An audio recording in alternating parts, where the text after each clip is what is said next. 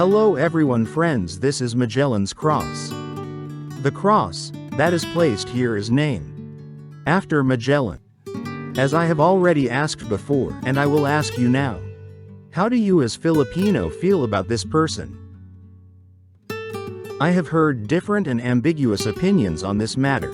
Some Filipinos consider him an occupier, a criminal and a murderer, conqueror, colonizer, who came here with one purpose, to colonize. Other Filipinos believe that he brought civilization, construction, technology, faith and reformism, innovation. And to me, as a foreigner who doesn't know all the details, but is interested in the history of the Philippines, is interested in the opinion of the Filipinos, and not Wikipedia. That's why I'm here.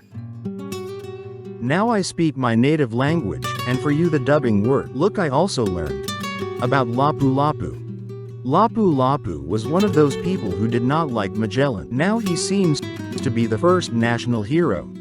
And he just fought with such colonizers. I find this very interesting. And I have a question in connection with this. So, for you, a modern Filipino, who is this guy? The cross that is behind my back.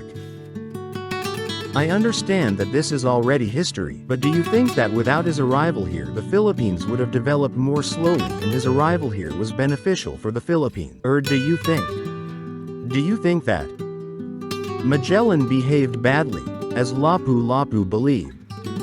And this, Magellan, shouldn't have poked his nose into other people's business. And Lapu-Lapu taught him a lesson. For Magellan this was the last lesson. Good teacher.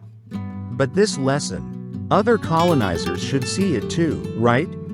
Here for you. Who is this guy? At whose chair I am standing? Do you have any thoughts? I just wanna be greatness. I just wanna be greatness. I just wanna be greatness. I just wanna be greatness. I just wanna be greatness. I just wanna be greatness.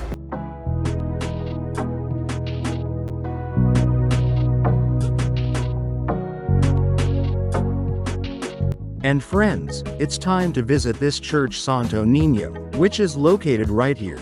Very close.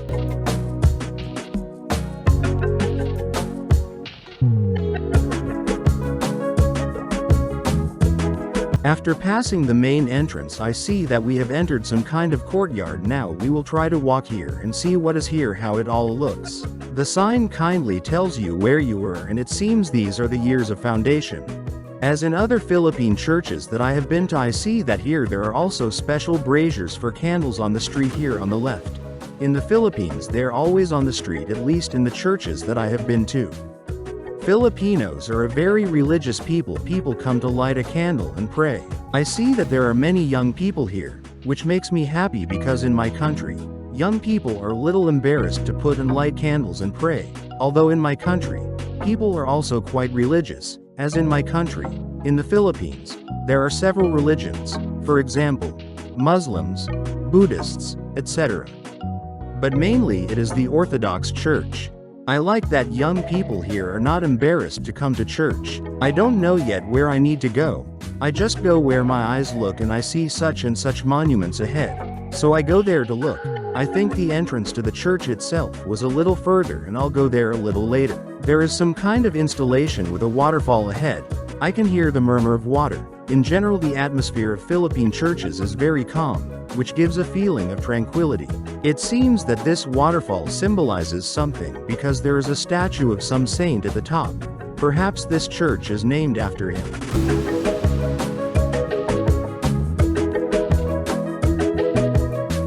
To my left, I think there is a wall with sculptures.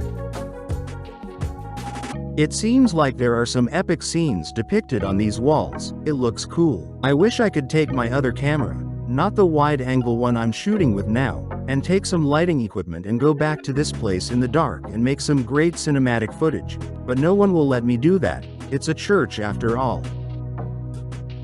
By the way, when entering this church you need to follow a certain dress code. At the entrance they asked me to take off my cap. That's why I'm standing here bald now. And also, you can't be here in shorts and skirt.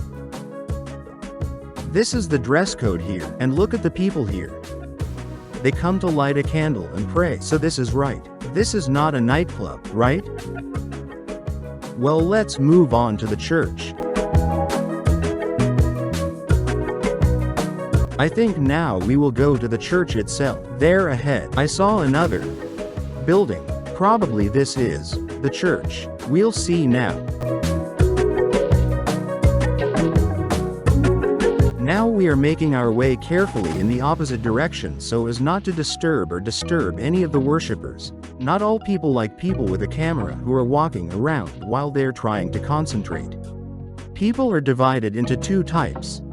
Those who pose for the camera with great pleasure, and others who do not want to be in the lens. And those who just want to pray. We must respect everyone and not disturb them in any way. I think this is the church, and the entrance there is probably those dark gates, which means we are heading there. I think I was wrong, and the entrance was a little closer to the dark gates. From a distance it seemed that this was the main entrance. It looks like the main entrance, but the entrance for visitors is nearby. Let's try to go inside. Let's see what's inside.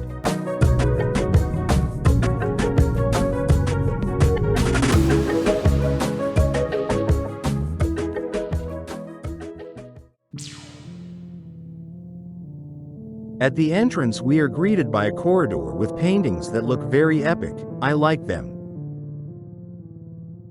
I don't know where to go, I just go by the paintings because I like them so much. In the castles they look just masterpiece, interesting, they're original. A corridor with paintings leads us to a well-kept inner courtyard. When you visit such buildings, it's as if you were immersed in another era that was 70 years ago. And only CCTV cameras, and flat screens and mobile phones in the hands of visitors remind you that you are in modern times. So I'm going to find the main hall where the main service takes place. Oh, I see a composition of Jesus Christ. It's a good sign. He leads me on the right way to the main hall.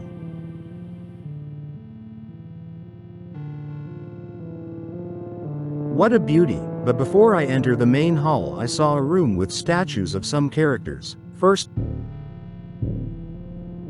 all these dolls are so beautiful that I will simply leave this room without comment. It is a bit of a shame that during the day such harsh backlight pours from the windows and glare from the glass prevents you from enjoying these compositions to the fullest.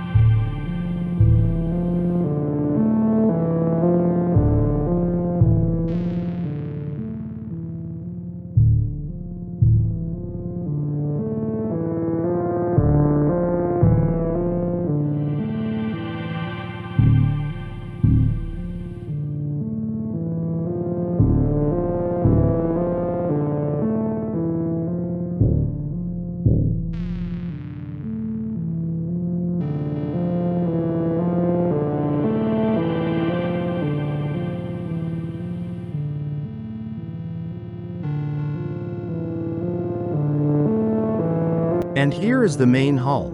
You know, I specifically left the main hall for last, because how epic it looks. Just look at it. The atmosphere here is simply magical. Before the service begins I literally walk around here for a couple of minutes. This thing in the middle is probably the most important attribute and has a huge significance, because it is huge and clearly stands out from everything else. I don't know what it's called, but it looks like some kind of altar.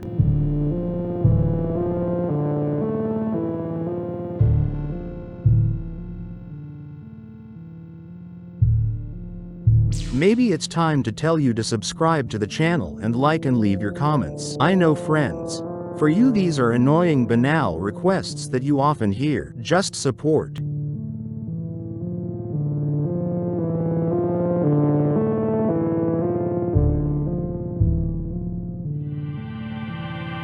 Now I will try to get closer to this large altar to take a closer look, and before leaving for the neighboring building, once again enjoy this majestic room.